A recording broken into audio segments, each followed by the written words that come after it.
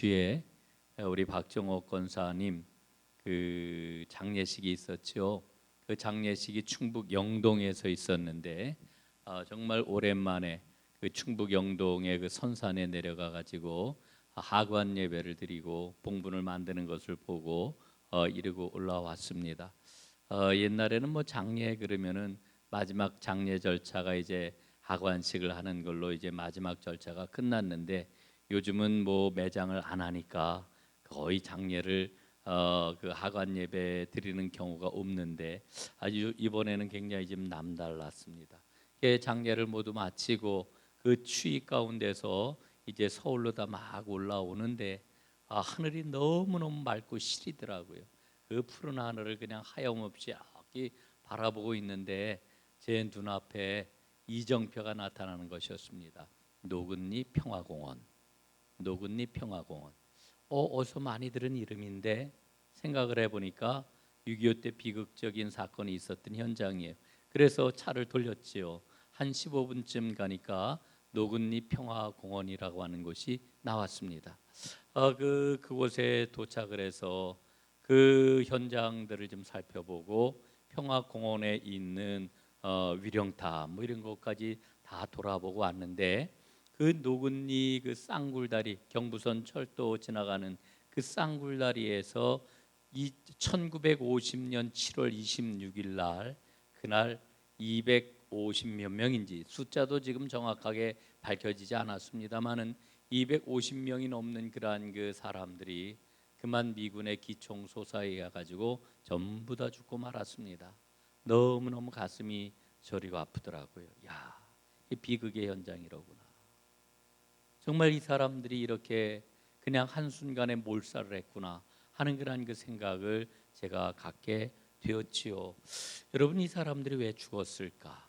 이들은 다 피난민이었는데 거기 나와 있는 기록을 보니까 미군이 이제 미군과 뭐 우리 그 국군 할 것 없이 계속 그 북한 인민군에게 패하였던 거 아닙니까? 그래서 그 영동 지역에서 패하게 되면은 부산까지 그냥 밀려버릴 수밖에 없다라고 하는 이와 같은 위기감 때문에 잘못된 첩보를 그냥 과신을 했습니다.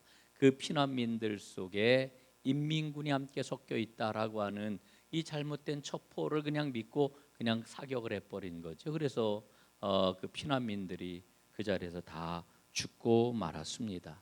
실제로 여러분 우리 한국 전쟁 때 죽은 그런 그 사람들이 군인들을 포함을 해가지고 민간인 다 포함해서 300만 명 이상이 이 전쟁에서 죽었다고 그러지요. 여러분 정말 세계사에 어마어마하게 엄청난 그런 그 규모의 전쟁으로 지금 기록되어 있는 것이 6.25 전쟁인데 여러분 이 비극을 한번 생각을 해봅니다. 이 비극이 왜 시작이 되었습니까? 예? 이 비극은 북한의 그 인민군 이 김일성이 남침을 함으로 6.25 전쟁이 일어나고 그래서 그 엄청나게 수많은 사람이 죽어간 것 아니겠습니까? 그런데 우리가 또 하나 좀 생각해 봐야 될 게 있어요. 그게 뭐냐면은 이 비극의 프레임이 왜 놓여졌는가라고 하는 거죠. 도대체 왜 이 비극이 생겨날 수밖에 없는 그런 상황이 왜 우리에게 이렇게 주어진 것인가를 우리는 생각을 해 봐야 됩니다. 여러분 소련과 미국의 이해관계 때문에 한반도가 38선이 그어지고 분단이 되고 말았습니다. 근데 제가 아무리 생각을 해봐도 왜 우리 땅에 38선이 그어지고 남과 북이 갈라져야 되는가? 아무리 생각해도 우리에게는 그럴 만한 이유가 없어요. 여러분 만약에 정말 38선을 긋는다라고 하면은 전범 국가인 전쟁을 일으킨 일본의 38선이 그어져야죠. 일본을 남과 북으로 딱 나눠 가지고 북쪽에는 소련군이 주둔을 하고 남쪽에는 미군이 들어오고 막 이렇게 해야지. 아니 왜 죄도 없는 한반도 땅에 38선을 그어 가지고서 남과 북이 갈라진 이와 같은 오늘날의 비극을 우리가 계속해서 맛보게 된 것일까 하는 그런 그 생각을 갖습니다. 너무너무 기가 막힌 그런 일이 아닐 수가 없어요. 정말 그날 저는 가슴이 미어지는 것 같더라고요. 근데 문제는 이 분단 체제가 지금 계속되고 있다는 겁니다. 예? 분단 체제가 계속되고 있다. 이 남과 북이 갈라진 이 분단 체제가 계속되고 있는데 이 분단 체제가 계속되고 있다라고 하는 이야기는 이 문제가 해결되지 않으면은 이 땅에 평화가 올 수 없다는 거예요. 예? 가장 비근한 예가 뭐냐 하면은 이 분단 현실이라고 하는 것은, 이 분단의 비극이라고 하는 것은 한 생명의 소중함보다도 분단 상황이 더 중요하게 다뤄지고 있다라고 하는 거, 이게 비극이에요. 여러분, 예수님은 우리에게 뭐라고 말씀을 하십니까? 한 생명이 천하보다 귀하다, 한 생명이 천하보다 소중하다, 이렇게 말씀을 하시잖아요. 그러나 우리가 분단 체제 속에서 이 분단의 문제가 전면으로 대두하게 되면은 한 생명이 아니라 10생명, 20생명, 100생명, 1000생명이라 할지라도 이 분단 체제에서 우리가 지켜야 할 것, 이런 것들 때문에 목숨을 내어 놔야 된다고 우리 생각을 하잖아요. 예? 여러분, 영동 노근리에서 있었던 그 비극적인 일은 형태와 모양은 다를지라도 언제든지 한반도 땅에서 일어날 수 있다라고 하는 것을 우리는 생각을 해야 됩니다. 여러분, 그래서 우리 믿음을 가진 사람들은 정말 주님의 말씀을 붙잡고 하나님 앞에 간절히 기도해야 된다고 생각을 해요. 예수님의 말씀은 그냥 툭 던지는 말씀이 아니에요. 예? 그냥 이 목사가 지나가다가 아유 참 좋아 보여요 이렇게 던지는 그런 그 가벼운 말이 아니에요. 여러분, 예수님의 말씀은 생명이 담겨 있고 그 안에 진리와 그리고 구원과 하나님 나라의 모든 것들이 다 들어있는 말씀이라고 하는 거 우리가 놓치지 말아야 되지요. 그런데 그 예수님이 뭐라고 말씀을 하셔요? 뭐라고 말씀을 하십니까? 한 생명이 천하보다도 귀하다 말씀을 하셔요. 이 말씀이 어떻게 이 땅에서 이루어질 것인가? 여러분, 우리는 이 한 생명이라고 하는 것을, 한 생명을 한 사람이 그가 영적으로 구원받고 천국에 가는 것으로만 생각을 하는데, 여러분, 그것도 포함을 하지만 진짜 이 땅 위에서 한 생명 한 생명이 주님께서 당신의 목숨을 십자가에 내어주실 정도로 소중하게 생각하는 그와 같은 생명이라고 하는 것을 우리가 잊지 말아야 됩니다. 여러분, 왜 예수 믿는 사람을 평화의 사람이라고 이야기할까요?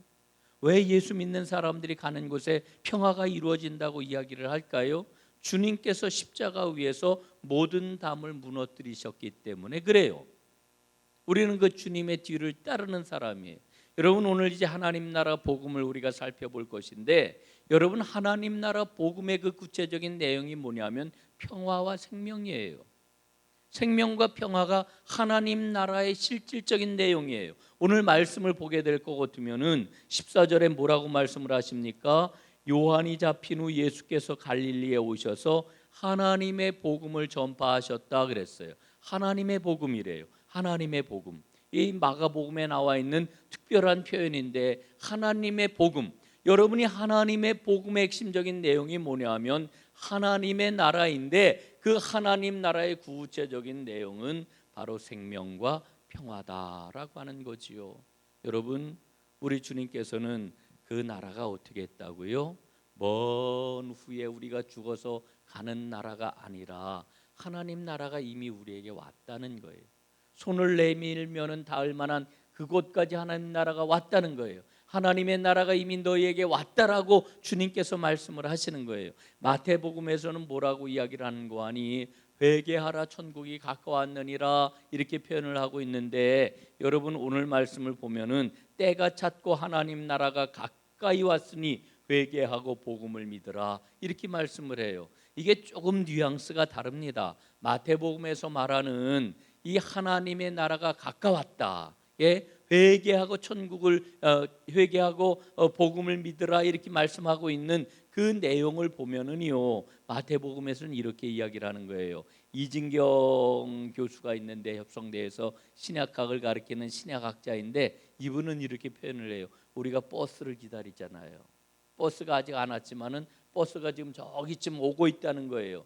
그러니까 시간적인 의미를 이 마태복음은 강조하고 있는데, 기다리면 온다는 거지요. 그런데 마가복음은 무슨 얘기냐면은 하나님의 나라는 바로 우리 앞에 있다는 거예요. 그래서 손을 내밀면은 그 나라를 만질 수 있고 그 나라를 경험할 수 있다는 거예요.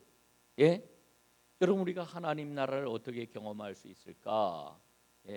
회개하고 복음을 믿으면 되는데, 그런데 오늘 이제 회개와 복음에 대한 이야기도 하겠습니다만은 그 하나님 나라를 맛보는 구체적인 그러한 그 모습은, 그 내용은 바로 하나님의 생명을 누리는 것이고 그것을 통해서 평화롭게 살아가는 것, 이게 바로 하나님 나라를 누리라고 하는 거죠. 누리는 것이라고 말씀을 하고 있는 거지요. 사랑하는 여러분, 사랑하는 여러분, 예수님이 우리에게 가져오신 하나님의 나라는, 그 하나님의 복음은 여러분 이 땅에서 맛보는 그와 같은 나라입니다. 그리고 그 나라는 영원한 주님의 나라, 우리가 흔히 이야기하는 천국에까지 이어지는 그와 같은 나라인 거지요. 사랑하는 여러분, 오늘 주님께서 우리의 손에 갖다 놓으신 이 하나님 나라를 맛보는 하나님의 사람들 다 되시기를 주님의 이름으로 축복합니다. 그 나라를 우리가 맛보면서 살아가야지요. 여러분, 오늘 예수님께서는 세례 요한이 잡히신 이후에 회개하고 복음을 믿어라, 이렇게 하나님의 복음을 전하고 계십니다. 자, 그런데 오늘 말씀을 보게 되면은요, 지금 뭐라고 일러주시는 거 하니 요한이 잡힌 후 이렇게 말씀을 하셔요. 요한이 잡힌 후. 여러분, 예수님께서는 요단강에서 세례를 받으신 이후에 광야에서 이제 시험을 받았지요. 사탄에게 시험을 받으시고, 그리고서 사실은 오늘 본문에 혹은 마가복음 본문에 그 내용이 자세하게 기록이 되어 있지는 않습니다만은 시간적으로 지금 간격이 있어요.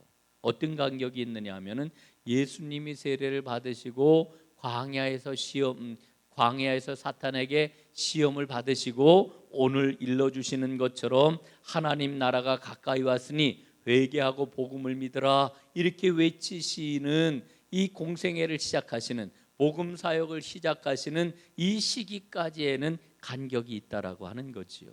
예수님이 뭐를 하셨을까? 그동안에 그동안에 예수님이 뭘 하고 계셨을까? 알 수가 없어요. 그러나 우리가 추측을 하건대 우리 예수님께서는 주님의 그때 하나님의 그 시간을 기다리시면서 기도하셨을 것이다, 우리는 이렇게 생각을 하는 거지요. 여러분, 이 기도가 참 중요해요. 기도가 중요해요. 꼭 새벽에 나오는, 새벽보다도 오늘 더 적게 나오셨네. 오늘 그 굉장히 소수의 그런 그 무리들이 이렇게 나오셨는데, 여러분 수요일 날 나오시는 분들이라고 하면은 제가 생각을 할 때에 기도에 일가견이 있는 분들, 저는 이렇게 생각이 돼요. 그죠? 다 여러분 기도에는 일가견이 있잖아요. 기도에는 다 할 말이 있잖아요. 기도에 대해서는 여러분들 다 간증거리가 있잖아요. 우리는 다 기도의 사람이거든요. 기도를 통하여 하나님의 일을 하는 사람, 기도를 통하여 하나님의 일에 참여하고 하나님의 비밀을 소유한 사람, 이게 바로 저와 여러분 아니겠습니까? 여러분, 예수님께서 바로 그 기도를 통하여서 이 하나님의 복음을 전하는 이 때를 기다리셨다라고 하는 것을 우리는 발견을 합니다. 그리고 마침내 요한이 감옥에 갇히게 되자 이제 행동할 때가 되었구나, 이르시고서 예수님이 이 하나님의 복음을 이제 전하셨다라고 하는 것을 우리는 여기서 발견을 하게 되는 거지요. 자, 여러분, 이 마가복음 말씀을 통해서 우리에게 일러주고 있는 이 하나님 나라가 무엇인가를 우리는 생각을 해야 됩니다. 여러분, 하나님의 나라는 어떤 새로운 조언을 하는 게 아니에요. 우리 인생에 누가 좀 나를 좀 조언해 줬으면 좋겠어, 이런 생각이 있죠. 제가 어렸을 적에 늘 갖고 있던 생각이 뭐냐 하면은 나는 형이 있었으면 좋겠다.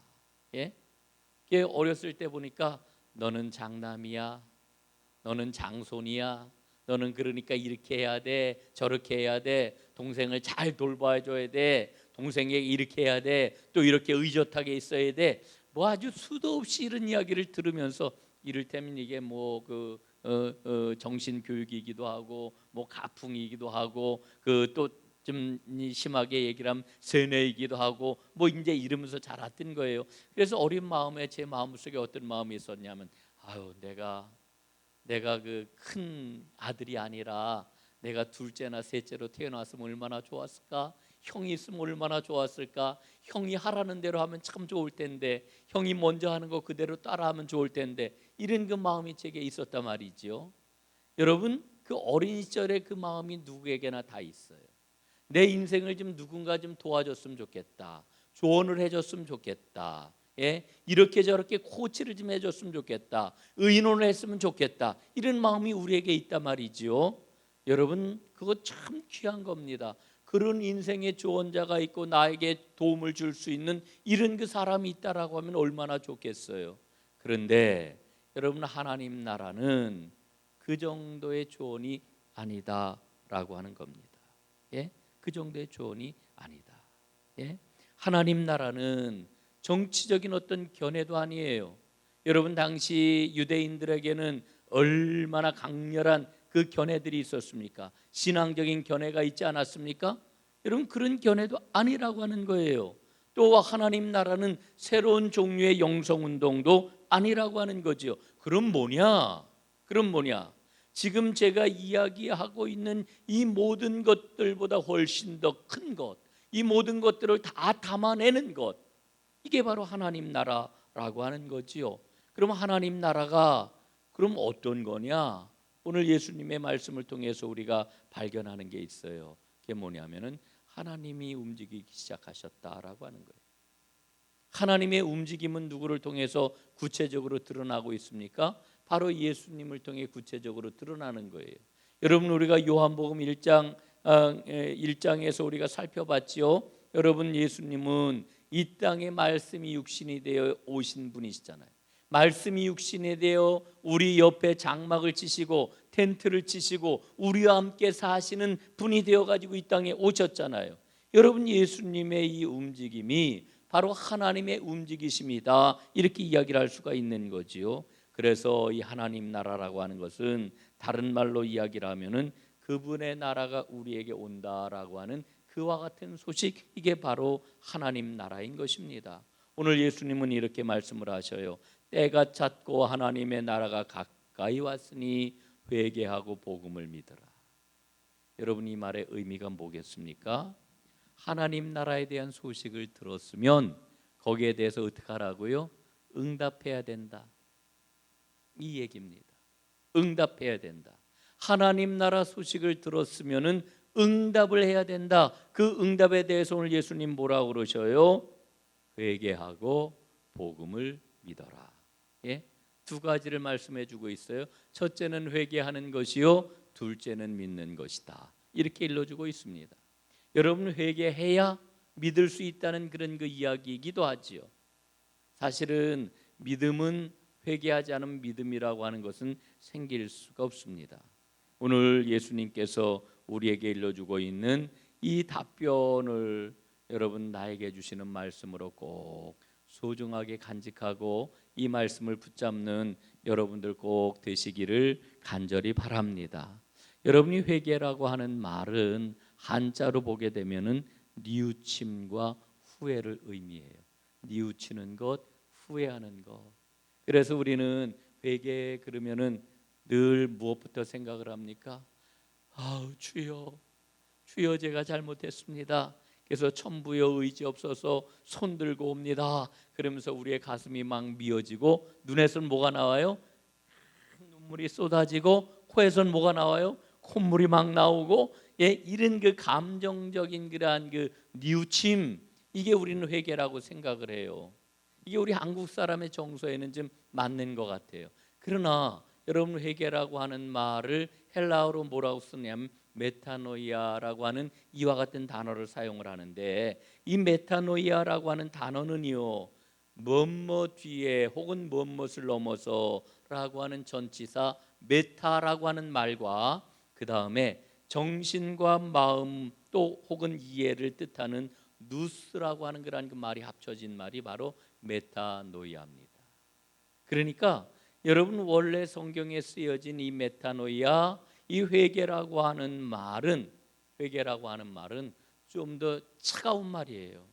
우리 한국 사람들이 생각하는, 한국의 교인들이 생각하는 회개는 뜨겁고 정적이고 눈물이 나고 막 견딜 수 없는 이와 같은 그런 그 마음의 상태를 이제 우리가 주로 많이 생각한다라고 하면, 실제로 성경에 쓰여 있는 원래의 그런 그 단어 메타노이아라고 하는 말의 의미는 조금 더 이성적이고 조금 더 차가운 그런 그 의미가 이 안에 담겨 있어요. 그래서 저는 오늘 여러분들에게 우리의 그런 그 뜨거운 눈물 흘리는, 우리의 가슴을 치는 이 통회하고 자복하는 이와 같은 뉘우침, 이것도 필요하지만 여러분 거기에다 꼭 이 말씀이 갖고 있는 본래의 의미를 꽉 붙잡자라고 하는 이와 같은 말씀을 여러분들에게 드리려고 그래요. 그게 뭐냐? 이 메타노이아, 회개라고 하는 말은 사고방식이나 가치관이 완전히 새로운 차원으로 변화되는 것, 이게 바로 메타노이아라고 하는 거예요. 예? 여러분, 우리의 의식이 바뀌지 않으면, 우리의 생각이 바뀌지 않으면, 우리의 가치관이 바뀌지 않으면 여러분, 이건 진정한 회개가 아니에요. 우리 아무리 눈물을 흘려도요, 아무리 우리의 가슴을 쳐도요, 이거는요 하루 지나면은 싹 사라져요. 기억도 가물가물할 때가 있어요. 한 사흘쯤 지나면, 일주일 지나면은 정말 까맣게 잊어버릴 때가 얼마나 많아요. 요즘 전 아주 생각이 안 나가지고 그냥 머리를 막 그냥 왜 이렇게 생각이 안 나지 이럴 때가 너무너무 많아요. 그래서 제가 이 이야기를 다른 사람들한테 해보니까 제 친구들도 그렇더라고요. 그리고 저보다 나이 많이 먹으신 분들은 뭐라고 이야기를 하냐면은 그건 약과요, 괜찮아, 걱정하지 마, 막 이러더라고요. 예? 점점 이렇게 생각이 안 나고 막 이렇게 되나 봐요. 아마 여기에는 그런 분들이 지금은 없으리라 이렇게 생각을 하는데, 여러분, 우리의 감정도 그래요. 머릿속에 어떤 기억만 그런 게 아니고요, 우리 감정의 기억도 그래요. 감정의 기억도, 아니 내가 언제 그렇게 감격을 했지? 내가 언제 그렇게 은혜를 받았지? 언제 그렇게 내가 눈물 콧물 흘리면서 내가 주님 앞에 자복하고 회개를 했지? 까마득하게 잊어버릴 때가 얼마나 많은지 몰라요. 여러분, 그때에 우리는 무엇을 해야 될까요?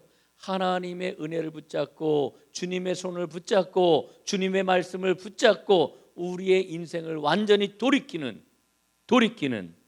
새로운 차원으로 변화되는 성령의 도우심 가운데 그 차원으로 우리가 들어가야 된다라고 하는 거죠. 이게 바로 메타노이아, 회개예요. 회개. 여러분, 진정한 회개의 은혜와 기쁨이 여러분에게 임하기를 주님의 이름으로 축복합니다. 예? 그래서 앞에서 말씀을 드렸던 이 이진경이라고 하는 신약학자는, 이진경 교수는 그래서 회개라고 하는 말보다 회심이라고 하는 말을 우리가 더 써야 된다 이렇게 제안을 해요. 저는 전적으로 옳다고 생각을 해요. 회개보다 회심. 여러분, 하나님 나라는 모든 사람에게 열려 있습니다. 그 나라는 회개해야 들어갈 수 있는 나라입니다. 회개해야 맛볼 수 있는 나라라고 하는 거지요. 여러분, 그런데 많은 사람들이 그 나라 입구에서 서성거리다가 그 나라를 붙잡지 못하는 경우가 너무너무 많아요. 왜 그렇습니까? 말씀을 드렸던 것처럼 삶의 모든 가치관과 사고방식을 바꾸는 모험을 하지 않으면 그 나라를 맛볼 수 없기 때문에 그런 거예요. 그래서 오늘 저는 여러분들과 함께 아주 오래된 한 믿음의 사람을 호출하려고 그래요. 그 사람이 누굴까요? 아브라함이에요. 아브라함. 창세기 12장에 보니까 하나님이 아브라함을 이렇게 부르시잖아요. 너는 너의 본토 친척 아비 집을 떠나 내가 내게 지시하는 땅으로 가라, 이렇게 말씀을 하시잖아요. 여러분, 아브라함이 하나님의 부르심을 받고 어떻게 했다고요? 하나님이 지금 말씀하시는 바 그대로 그는 그의 본토 고향과 그의 친척과 아버지의 집을 떠나 가지고 하나님께서 보여주시는 그 땅으로 갔단 말이죠. 이걸 우리는 위대한 모험이라고 이렇게 이야기를 해요. 여러분, 오늘 성경에서 일러주고 있는 때가 찼고 하나님 나라가 가까이 왔으니 회개하고 복음을 믿으라. 여기서 회개가 바로 아브라함의 행위에 해당이 되는 거예요. 아브라함이 고향과 아버지의 집과 친척을 떠나서 하나님이 보여주시는 땅으로 모든 걸 걸고 갔단 말이에요. 여러분, 믿음은 영어로 두 가지 단어가 사용이 되어요. 하나는 believe라고 하는 단어이고요, 또 하나는 trust라고 하는 단어가 사용이 돼요. 예? 여러분, believe라고 하는 거는 어떤 거를 받아들인다는 거예요. 받아들이는 거. 예수님이 십자가에 달려 죽으신 것을 제가 받아들입니다. 예? 여러분, 받아들였지만 그것은 반쪽 믿음이에요. 왜냐하면은 진정한 그런 그 믿음은 트러스트, 신뢰하는 거거든요. 신뢰하는 거. 신뢰할 때에 우리는 모든 걸 걸 수가 있어요. 여러분, 아브라함이 하나님의 부르심을 받고 하나님이 보여주시는 땅을 향하여서 갔다 말이지요. 믿고 갔다 말이지요. 우리가 그 믿음을 뭐라 그래요? 우리 믿음의 모범, 우리가 그 믿음을 우리 믿음의 그런 그 조상이라고 이렇게 이야기하는 것 아니겠어요? 여러분, 아브라함은 하나님을 신뢰했어요. 오늘 우리가 믿음을 가지고 있는데 하나님을 믿잖아요. 영국의 그 팀 켈러라고 하는 성공의 신학자가 있는데, 이분이 마가복음을 주석을 하면서 오늘 본문을 가리켜 이런 이야기를 해주고 있어요. 회개하고 복음을 믿는 것은 세 가지로 설명이 된다. 그러면 세 가지를 이야기를 하는데, 그 세 가지가 뭐냐 하면은, 첫 번째, 우리가 가장 널리 이해하는 그런 그 내용이죠. 죄를 버리고 그리스도인이 되라. 예? 이게 오늘 본문을 이해하는 첫 번째 모습이라고 그래요. 예? 회개하고 복음을 믿으라 하는 그런 그 이야기는 죄를 버리고 그리스도인이 되시오라고 이렇게 이야기를 하는 거지요. 두 번째는 당시 이 이스라엘 사람들, 유대인들을 향하여 주님께서 말씀을 하시는 건데, 이스라엘을 망하게 한 죄, 죄, 사회적인 죄, 정치적인 견해, 이스라엘 백성들이 갖고 있던 이 모든 견해에서 돌아서라, 이렇게 이야기를 하는 거예요. 여러분, 우리가 복음서를 읽으면서 깨닫지만은 당시 유대인들 사회에도 얼마나 강력한 이데올로기가 있었어요. 그 이데올로기에 의해 가지고 사람들을 규정하고 정죄하고 가르고 나누고 막 이랬잖아요. 예수님께서 지금 뭐라고 말씀을 하시는 거냐 하면은, 거기에서 돌이키라는 거예요. 돌아서라는 거예요. 거기에 생명이 없다는 거예요. 여러분, 저는 그리스도인이 세상의 모든 그러한 그 일들에서 발을 빼고 뭐 우리는 고귀하고 우리는 영적이니까 이렇게 세상과 구별돼 가지고, 구별되는 게 아니라 세상을 다 분리해 가지고서 살아가는 거 잘못이라고 생각을 하지만, 그러나 우리가 세상 이데올로기에 완전히 빠져 가지고 그게 마치 복음인 양 살아가는 건 이게 엄청난 죄악이라고 생각을 해요. 여러분, 예수님은 뭐라고 말씀하시느냐? 이데올로기 가득한 그 세상, 그리고 그것이 폭력적으로 다른 사람과 나를 구별하고 혹은 정죄하는 이와 같은 그런 그 사회라고 하면은 거기에서 돌이켜라. 이게 바로 오늘 본문의 내용이라는 거예요. 여러분, 이 말씀은 여러분 이해할 만큼 잘 이해하시고 한번 잘 생각해 보시기를 바랍니다. 그리고 세 번째, 이 말씀이 중요한데, 하나님께 진정으로 충성을 바치는 길로 돌아서라, 이렇게 이야기를 한다는 거죠. 이게 본문의 의미라고 하는 거예요. 여러분, 회개에 대한 요청은 곧 무슨 요청이라고요? 믿음에 대한 요청이다. 여러분 보십시오. 다시 한번 강조를 하고 이제 오늘 말씀을 마무리하겠는데요.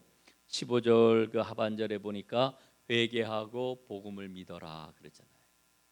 그러니까 회개하는 게 곧 믿음이에요. 회개의 관문을 거치지 않고는 진정한 믿음을 가질 수가 없는 거지요. 그래서 회개에 대한 요청은 곧 믿음에 대한 요청이다. 이렇게 이야기할 수가 있는 거지요. 자, 여러분, 예수님 당시에 유대인들이 하나님을 믿었어요.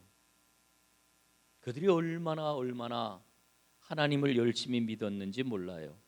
그들이 믿은 게 뭔지 아세요? 예? 첫째는 조상을 믿었고요. 하나님이 우리 조상을 택해 주셨다. 두 번째는 땅을 믿었고요. 하나님이 그 땅을 약속하셨으니까. 셋째는 성전을 믿었어요. 예? 이게 유대인들의 믿음의 실체예요. 조상을 믿었고 땅을 믿었고 성전을 믿었단 말이에요. 그럼 하나님은 어떻게 믿었느냐? 하나님도 잘 믿었다니까. 자, 잘이 아니라 하나님을 열심히 믿었다니까요. 하나님 믿었는데 어떻게 믿었느냐? 그 하나님은 자기들이 원하는 것을 해주는 하나님이라고 믿었어요. 내가 원하는 것을 해주는 하나님, 내가 원하는 것을 해주는 하나님. 제가 오늘 이 말을 강조하는 거 무슨 까닭인지 아실 거예요. 오늘날 많은 사람들이 하나님을 믿는데 어떻게 믿느냐 하면은 내가 원하는 것을 해주시는 하나님으로 믿어요. 물론 하나님은 우리의 모든 필요를 공급해 주셔요. 우리의 모든 문제를 해결해 주셔요. 우리의 아픔을 어루만져 주시고 고쳐 주시고 치유해 주시고 우리의 부족함을 채우시는 그와 같은 분이셔요. 그러나 여러분, 믿음은 그게 아니에요. 그 하나님의 은혜거든요. 이게 우리에게 은혜로 선물로 주시는 건데, 그 은혜를 우리에게 베푸심으로 하나님이 우리에게 요구하시는 게 뭘까요? 나를 전적으로 신뢰해라. 신뢰해라. 그래서 아브라함이 그랬던 것처럼 너도 내 고향과 친척과 아버지 집을 떠나. 이게 사실은 우리가 이 땅에서 가장 신뢰하고 있는 것들이거든요. 이것을 떠나 내가 내게 지시하는 땅, 다시 말씀을 드리면 하나님을 완전히 신뢰하고 주님의 길을 걸어가기를 원하고 계시는 거예요. 이게 바로 하나님 나라 복음이거든요. 여러분, 오늘 마가복음은 이 얘기를 하고 있는 거예요. 마가복음은, 예? 갈릴리에 오셔서, 예수께서 갈릴리에 오셔서 하나님의 복음을 전파하여 이르시되 때가 찼고 하나님의 나라가 가까이 왔으니 회개하고 복음을 믿어라. 여러분, 회개가 무엇일까? 믿음이 무엇일까? 오늘 내가 가지고 있는 믿음은 어떤 믿음인가? 깊이 주님 앞에 물어보시고 성령의 도우심을 구하는 가운데 주님께서 우리에게 주시려고 하는 그 생명과 평화의 나라, 그 나라를 향해 발걸음을 옮기는 진정한 복음의 사람들 다 되시기를 주님의 이름으로 축원합니다. 기도하겠습니다. 하나님 아버지, 고맙습니다. 오늘 저희들에게 복음을 듣게 해주시니 고맙습니다.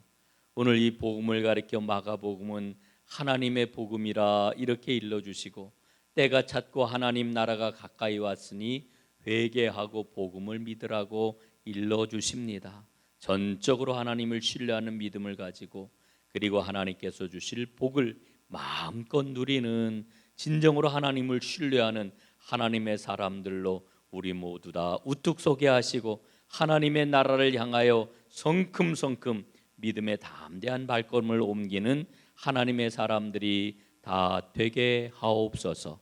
예수님 이름으로 기도드리옵나이다. 아멘.